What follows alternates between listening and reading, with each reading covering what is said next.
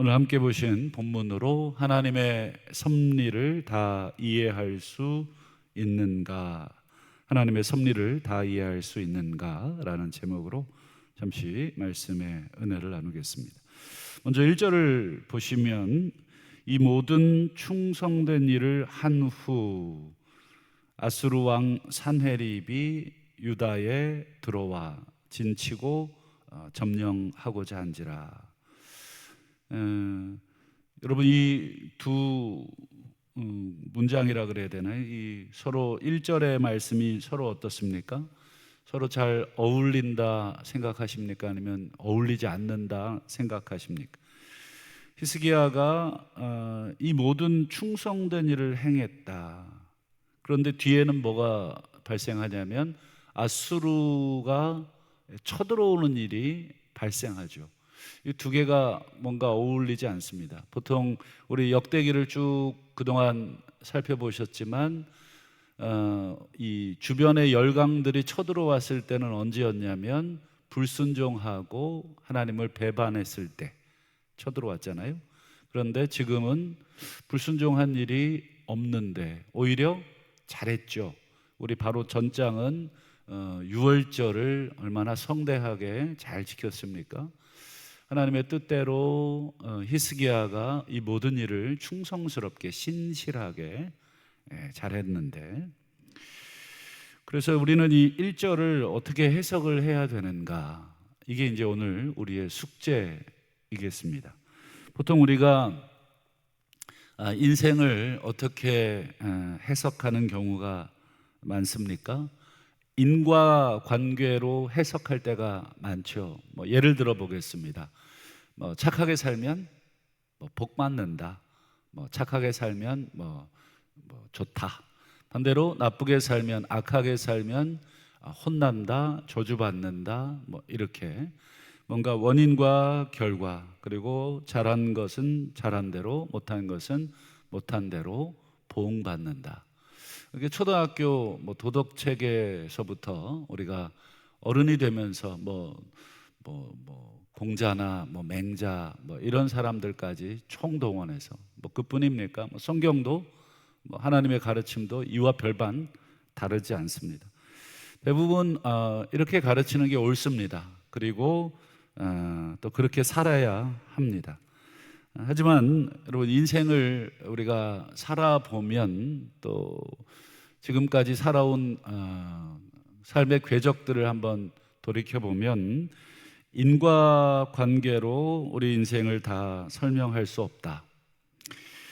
착하게 살아도 굉장히 힘들게 살 수 있고, 정말 법 없이 살지만 암 걸리고 단명하고 죽을 수도 있고, 정말 저 집은 믿음으로 사는 것 같은데 왜 이렇게 안 풀리지? 라고 생각되는 그런 분도 계시죠.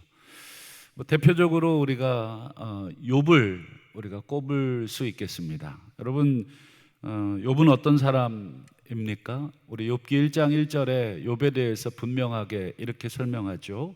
온전하고 정직하여 하나님을 경외하며 악에서 떠난 자. 성경이 이렇게 묘사를 했다면 틀림없겠죠. 사람들이 이렇게 묘사한 게 아니라 성경이, 하나님이 욥을 이렇게 평가하셨다면 이 말은 사실일 겁니다. 그런데 우리가 이어지는 구절들을 쭉 읽어보면, 물론 욥이 굉장히 거부이고 가정도 좋고 신앙도 좋고 모든 게 마치 인간관계처럼 잘 풀려가는 그런 인생처럼 초반에는 보이지만 어떻습니까? 이어지는 장들을 쭉 읽어보면 정말 이 완벽한 신앙적으로나 또 성품적으로나 또 모든 관계에 있어서 이 완벽한 이 욥에게 재앙들이 계속 오죠. 물론 위에서는 알고 있지만 이 땅에 살고 있는 욥을 비롯한 우리 인간들은 이게 도대체 이 설명이 되지를 않는 그런 일들이 욥에게 계속 발생하죠. 욥의 친구들이 찾아와서 처음에는 같이 슬퍼해주고 같이 이렇게 울어주죠. 그러나 시간이 점점 지나면서 욥의 친구들은 욥을 어떻게 대합니까? 그렇죠. 철저하게 인과관계로 욥을 대하게 되죠. 뭐 대표적으로 한 사람만 보면 우리 욥기 4장 7절과 5장 8절을 보면 이 대만 사람 엘리바스라는 사람이 이렇게 말을 하죠. 야 욥아, 좀 생각 좀 해봐라. 지금까지 죄 없이 망한 사람 있냐? 정직한 자의 끊어짐이 어디 있었냐? 지금 뭐 대놓고 욥이라는 사람을 얘기하진 않았지만 지금 네가 이러고 있다. 네가 죄가 있고 네가 지금 정직하지 못하다. 지금까지 죄 없는 자가 망한 경우 없다. 정직한 자가 끊어진 경우 어딨냐? 그 다음에 5장 8절에 보면 나라면 내가 네 입장이라면 지금이라도 하나님 찾겠다. 그리고 내 일을 하나님께 의탁하겠다. 너 제발 지금이라도 하나님 찾아라. 지금이라도 하나님께 의탁해라.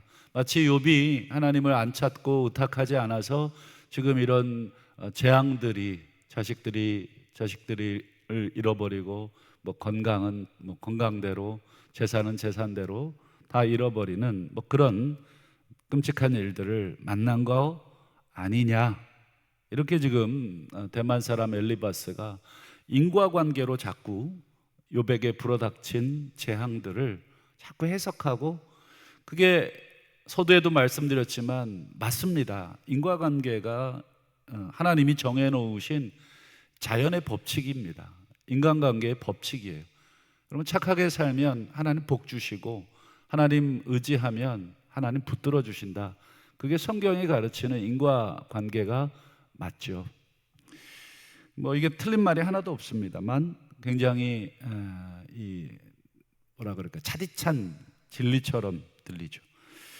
여러분 히스기야로 돌아와서 히스기야가 얼마나 충성됐는지 1절에서 우리가 뭐 얘기하지 않아도 우리가 지난 시간들을 통해서 히스기야는 아버지 시대와는 달리 성전의 문을 열고 우상들을 회파하고 그리고 하나님께 다시금 단을 쌓고 절기를 회복시키고 그리고 모든 성전에 관련된 제사장들의 업무들 그리고 여러 가지 백성들이 해야 될 일들 이런 것들을 얼마나 잘 정비를 했습니까? 그런 히스기야에게, 그런 충성된 종에게 마치 충성됐던 욥처럼 아수르 제국이라고 하는 정말 국가적 재난, 그저 욥처럼 개인의 가정에 불어닥친 재난 정도가 아니라 국가적인 재난이 지금 불어닥치는 것이죠. 이것을 어떻게 해석을 해야 될까? 우리도 대만 사람 엘리바스처럼 야 히스기야가 겉보기에는 의롭고 뭐 개혁을 하는 것처럼 야 뭐 교회를 위하는 것처럼 뭐 대단히 의로운 사람처럼 행동했는데 알고 보니 하나 까보니까 이 속은 음흉하고 자기의 뭐 뒷돈을 챙기고 자기가 좋은 쪽으로 이렇게 했던 사람이구나. 그래서 하나님이 지금 다른 사람들은 모르지만 하나님은 아시기 때문에 그를 지금 심판하고 있구나. 이렇게 해석을 해야 되는가? 여러분 당사자인 히스기야는 이 사건을 이렇게 해석을 합니다. 우리 한번 본문 7절과 8절을 볼까요? 히스기야가 지금 위기를 만났어요. 백성들은 두려워하겠죠. 당시 아수르는 그저 시시한 제국이 아니라 뭐 우리로 얘기하면 뭐라 그럴까요? 중국쯤 될까요? 여러분 중국이 한번 맘먹고 내려온다 그러면 지금 우리는 숨도 못 쉴 겁니다. 그 숫자나 뭐 규모나 지금 이 상황 앞에 지금 힘들죠. 예전에 한번 중국이 우리나라를 여행하지 마라 이렇게 여행사들을 다 그 중국은 사회주의잖아요. 그냥 당에서 명령하면 그냥 모든 그 여행사들이 한국으로 여행 상품을 팔 수가 없어요. 그래서 아시는 것처럼 서울역, 명동, 광화문 이쪽이 중국 사람들 아니면 이 상가가 유지가 되지 않는데 중국이 한번 이 여행 금지령 내리고 거기에 수십 년 동안 자리 잡았던 이 가게가, 대기업 가게가 문을 닫아 버렸어요. 그 정도입니다. 그러니까 얼마나 이 경제적인 피해가 컸는지. 여러분, 아수르 그냥 시시한 나라가 아니라 당시에 세계를 제패하는 엄청난 강대국, 그 앞에 지금 히스기야가 마음을 강하게 하며 담대히 하고 두려워 말라, 놀라지 말라. 우리와 함께 하시는 이가 그와 함께 하는 자보다 크다. 반드시 우리를 도우시고 우리를 대신해서 싸우실 것이다. 여러분, 히스기야의 이 7절 8절의 반응이 어떻습니까? 자신에게 지금 불어닥친 국가적인 위기 앞에 그 위기를 하나님을 향해 원망하지 않죠. 이것에 대해서 하나님 어찌 이러실 수 있습니까? 내가 지금까지 당신을 위해서 어떤 일을 했는데, 내가 이렇게 충성스럽게 살아왔는데 어떻게 나한테 이럴 수가 있습니까? 원망의 내용이 없어요. 그리고 이상한 그런 일로 여기지도 않습니다. 왜 하필 납니까? 세고 센 사람 중에 저는 왕 아닙니까? 왕 쓰러지면 이 나라 어떻게 되라고, 하나님 도대체 왜 이러십니까? 이상한 일로, 그리고 원망하는 일로 여기지 않고 오히려 더 하나님 의지하십시다. 우리 하나님이 도우실 것입니다. 이렇게 모습을 보이고 있습니다. 여러분, 히스기야의 이 모습이 어떻습니까? 히스기야의 이 모습이 야고보서 1장에 나오는 그 모습하고 똑같습니다.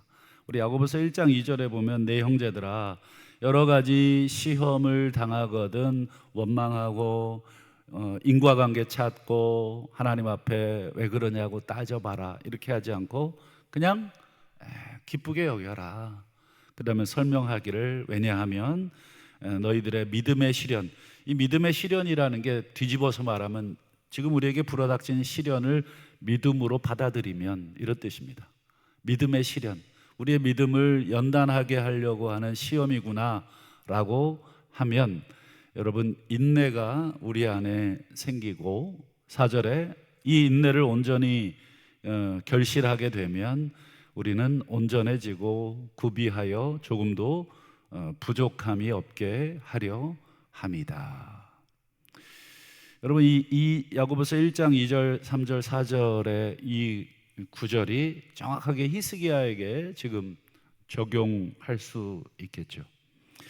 다시 여러분, 욥 이야기로 우리가 돌아가서, 여러분, 욥은 처음에는 그래도 하나님 원망하지 않았죠. 주신 자도 여호와시오니 취하실 자도 여호와십니다. 내가 알몸으로 왔으니 또 알몸으로 주님께 돌아갑니다.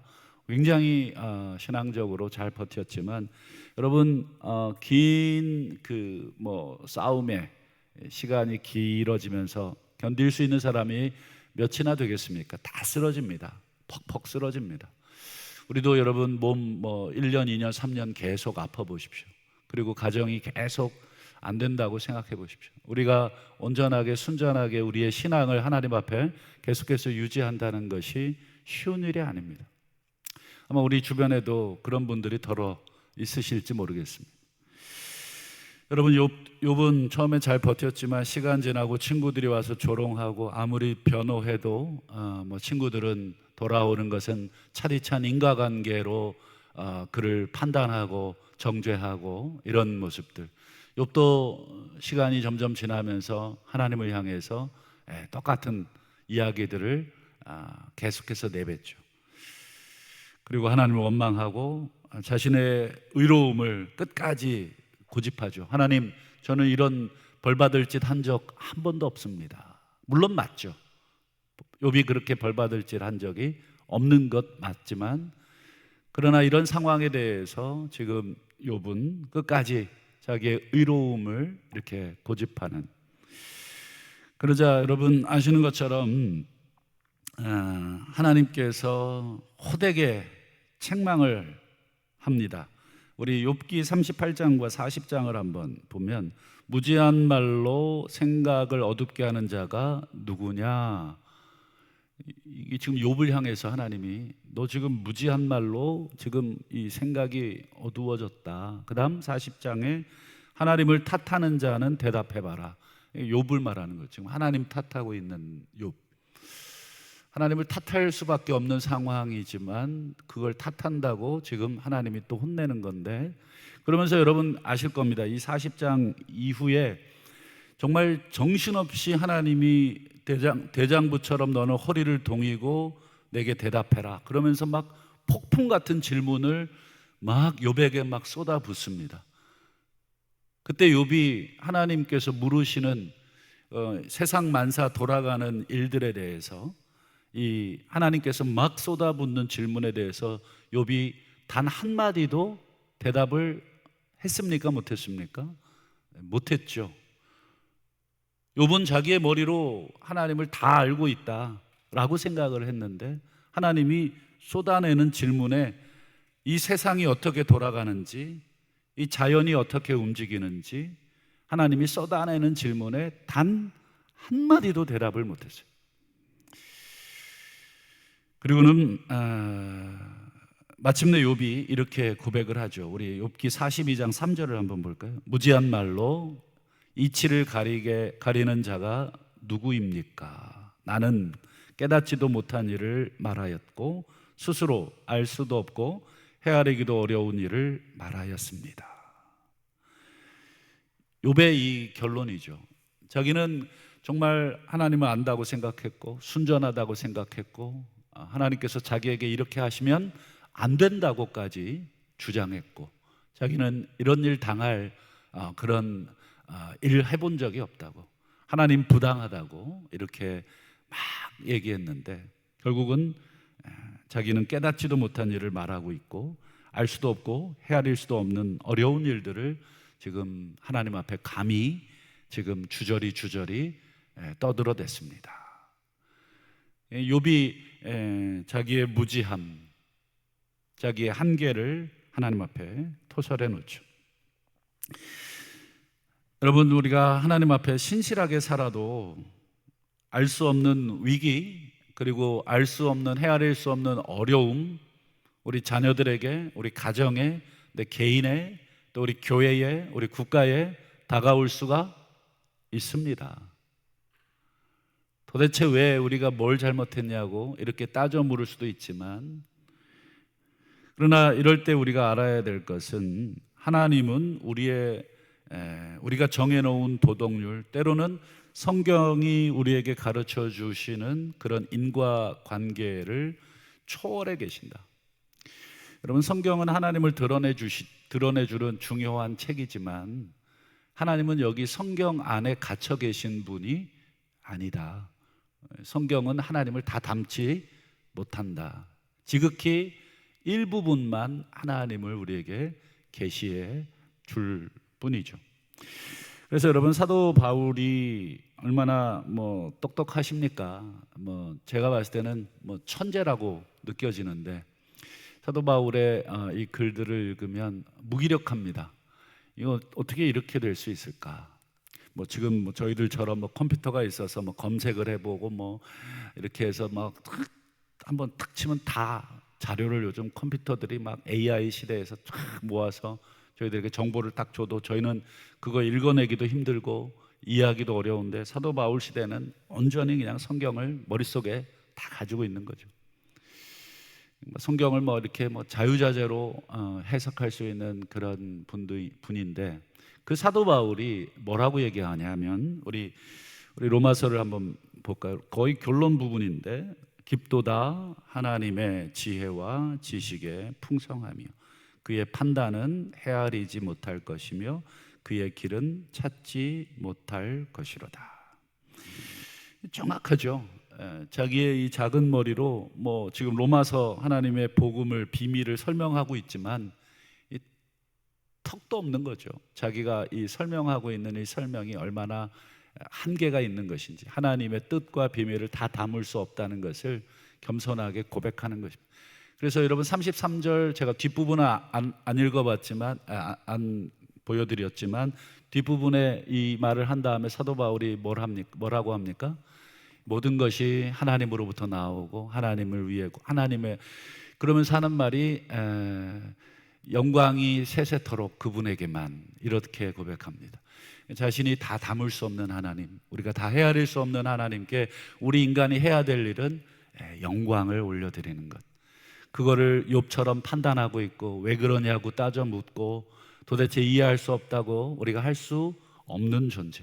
물론 우리 인간이 연약하기에 하나님 앞에 울고 불고 또 때로는 짜증도 내고 뭐 따져 묻기도 하겠지만, 결국은 궁극적으로 우리가 다 헤아릴 수 없는 하나님이 하시는 일 앞에 우리가 할 일은 하나님을 인정하고 그리고 그분께 영광을 돌리는 것.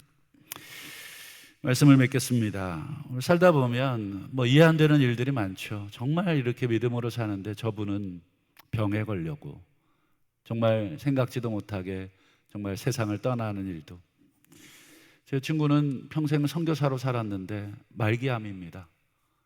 뭐 어떻게 해석을 해야 될지 모르겠어요. 저랑 동갑이겠죠, 제 친구니까.